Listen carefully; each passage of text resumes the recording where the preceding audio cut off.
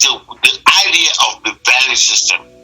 What do you value? Your culture or monetary value? What do you put in your value system? What do you have as your value system? What do you prize more? Well, this brings us to, a major issue. Kind of yesterday, we talked about the psychology, the doctrine, the miseducation. But, and that's all the scholarship, that's important. And then very important. Part of the other half of scholarship is the economics, and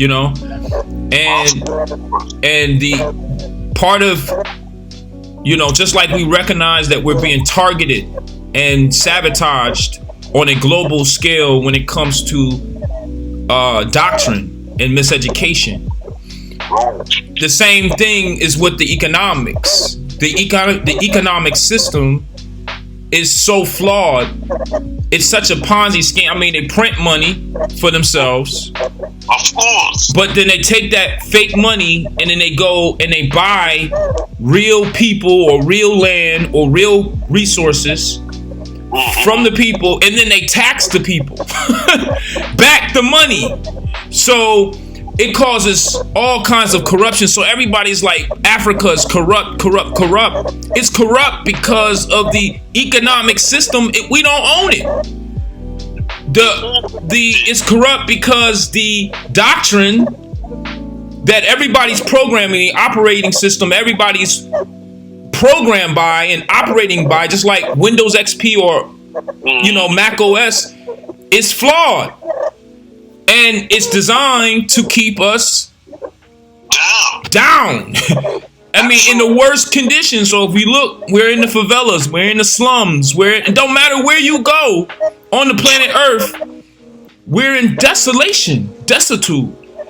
And that's when we have to realize it's a simple thing.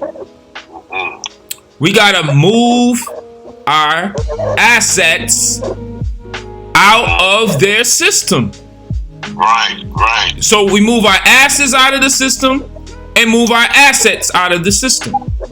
So, like yesterday we were talking about the decentralized movement when it comes to blockchain technology. They realized that the internet is highly censored now. They've learned how to control it.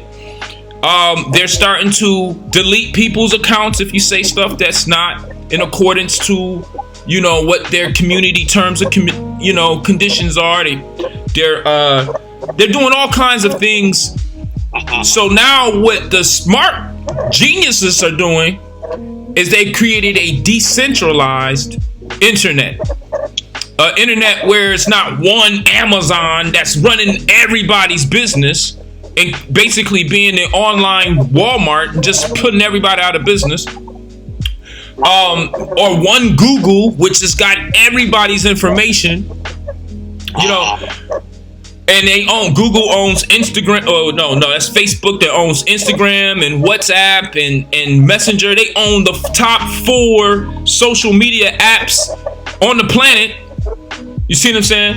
So like I said, the smart people they're going into a decentralized where the computing power is divided up, storage is divided up, and the economy is divided up across the earth. So there is not one central unit that's manipulating and controlling people's economics. And that has a limited supply so that you can't just keep on fabricating new paper dollars out of nothing. You see what I'm saying? So, that's the Bitcoin concept. But the thing is Bitcoin is obsolete. Of course. Just like once they take over it, they're gonna learn how to control it. They're going to know how to manipulate it and regulate it. So what there is there is a plethora of alternative coins called altcoins. And of all these coins, the top performing out of all my experience in about two years, more or less, of research and experience, I like Digibyte. But there is a second the best, and it's called blackcoin. And blackcoin has perks. It's better than Bitcoin, faster. You can do microtransactions. It's exclusive coin. It's stable. It's designed to be very valuable, but not as volatile as Bitcoin. And like I said, it's an exclusive coin, so nobody's really marketing it right now. Nobody's promoting it, so it's like 4 cents a coin. You know what I mean? 4 cents instead of a Bitcoin is like close to $11,000 more or less. Sometime last week it was 12.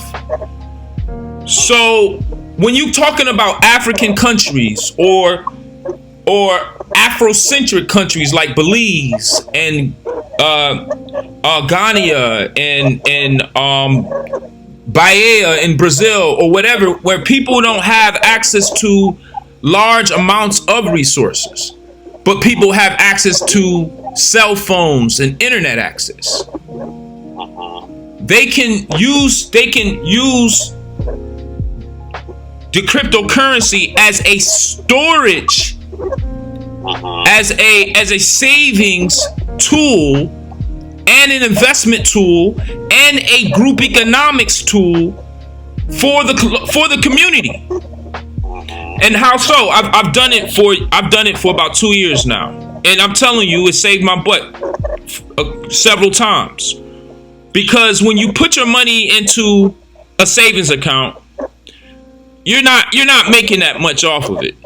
You know what I mean? That's why a lot of people don't really do it. They just keep their money in the checking account. But if you use the Cash App, everybody uses Cash App anyway.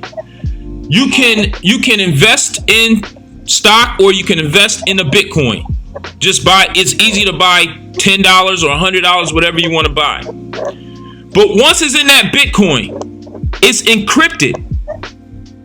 You can send it anonymously if you want, and only trace it by your address, the record on the blockchain. So it's a ledger. So you can, if you want, go back and trace transactions.